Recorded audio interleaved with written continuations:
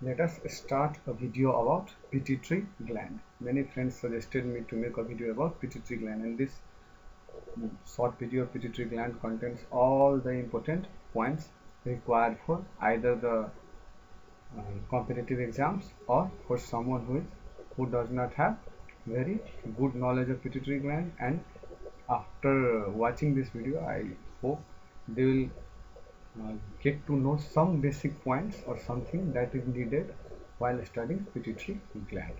So let us start with our the first slide. We are talking about the pituitary gland. So the first topic, we should start from the first topic, that is pituitary gland. What is pituitary gland? Pituitary gland is the smallest endocrine gland and also known as hypophysis or hypophyseal cerebri. It is also called as master endocrine gland, and it is also under the control of hypothalamus. As this gland is under the control of hypothalamus, hypothalamus is called as the master of master glands. Master gland is pituitary gland and master of master gland is hypothalamus. Now just a very short uh, introduction about its anatomy and its weight and something else. The weight of this pituitary gland is roughly 400 to 500 milligram. It is oval in shape and pea-like in size. So now come to the location part. It is located in the bony cavity. It is located in the bony cavity, that is the sphenoid bone of skull, called as sella turcica. That bony cavity where it is located is called as sella turcica. That sella turcica is located in the hypophyseal fossa. Sella turcica is also called as hypophyseal fossa, which is located in sphenoid bone of skull. Now it is attached to the hypothalamus by a stalk-like structure. The pituitary gland is connected to the hypothalamus via a stalk-like structure called as the infundibulum. This question has been asked in Ministry of Examinations, I think MOE, that is, many times. It has been asked in MOE many times. So the infundibulum part attached to the hypothalamus by a stalk-like structure called as infundibulum. It consists of two lobes anatomically. It consists of two lobes, that is adenohypophysis and neurohypophysis. Adenohypophysis generally called as anterior lobe, neurohypophysis generally called as posterior lobe. Here I have mentioned all the other required things. Adenohypophysis, pars distalis, they are the parts of that adenohypophysis. Pars distalis, pars intermedia, and there is one more part, that is pars tuberalis, but not so much important in the case of human beings, so just skip that.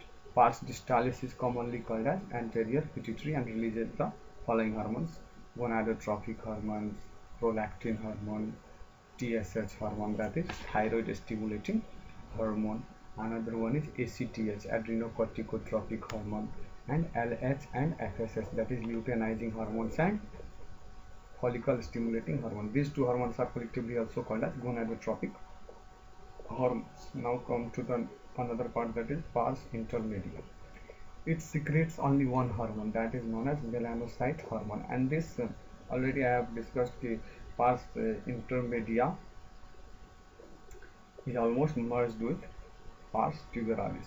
So this MSH is only secreted in the childhood. It is either absent or completely absent in adulthood period. Melanocyte is particularly in human beings.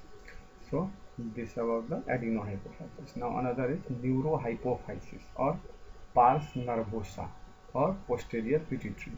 It stores and releases two hormones, that is oxytocin and vasopressin. So many people get confused between these hormones of anterior pituitary and uh, posterior pituitary. So just remember two hormones, oxytocin and vasopressin, that is ADH, by neurohypophysis, that is the posterior pituitary, and all other hormones by adenohypophysis of anterior pituitary. Vasopressin actually is synthesized, or both of these, oxytocin and vasopressin, they are actually synthesized by hypothalamus, but transported, they are then transported to this pituitary gland, and then they act further.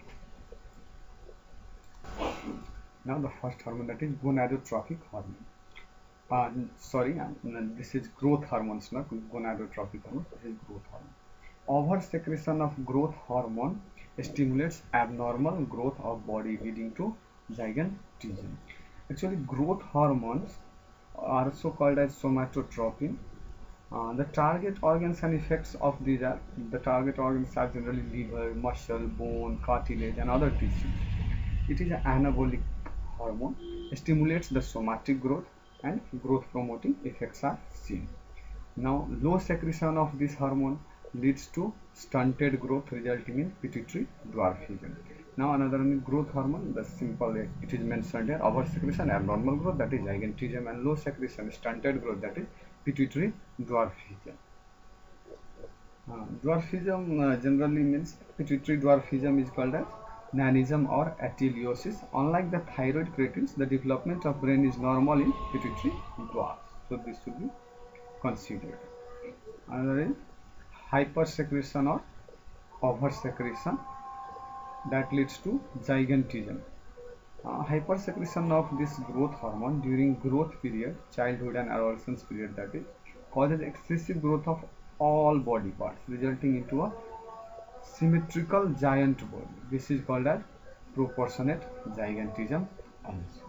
Now another hormone is prolactin hormone. So prolactin hormone, this prolactin hormone main function is growth of mammary gland and formation of milk in mammary gland. This question has been asked many times in competitive examinations. Formation of milk, prolactin in formation or production, P for prolactin, P for production of milk in mammary gland. Another is TSH or thyroid stimulating hormone. So the main target organ of this is, as the name suggests, thyroid gland, and it helps or stimulates thyroid glands to release thyroid hormones, synthesis and secretion of thyroid hormone from thyroid gland. Another one is ACTH, that is adrenocorticotropic hormone. So as the name suggests, the target organ is adrenal cortex. It stimulates the secretion of glucocorticoids and adrenal androgens of adrenal cortex. So synthesis and secretion of steroid hormones, that is glucocorticoids, from adrenal cortex. Gonadotropins. It consists of two hormones, namely luteinizing hormone and follicle stimulating hormone.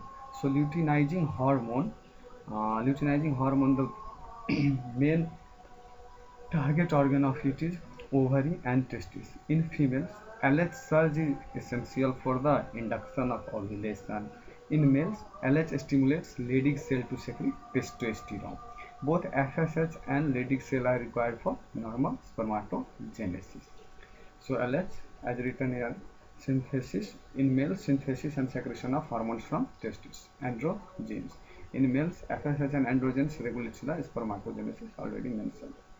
Females, LH induces ovulation, that is LH surge, and induces the ovulation process of mature Graafian follicles. Another one is FSH.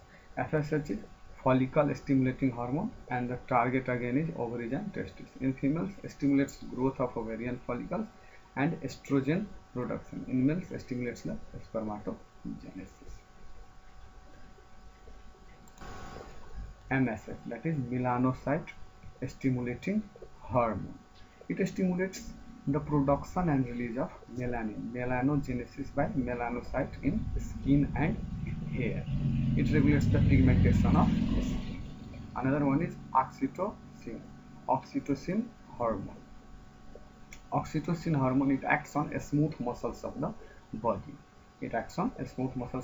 Stimulates their contraction.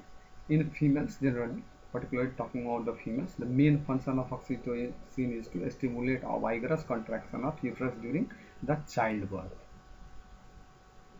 Again, the another thing is milk ejection. I have already mentioned in the previous slides that one is milk ejection and one is milk production. Milk production was done by prolactin hormone, whereas milk ejection, now the milk is ejecting, being ejected, being thrown out.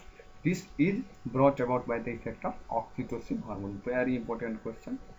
Stars are marked there. So milk ejection is done by oxytocin and milk production was done by prolactin. Another one is vasopressin. Vasopressin is also called as antidiuretic hormone or ADH.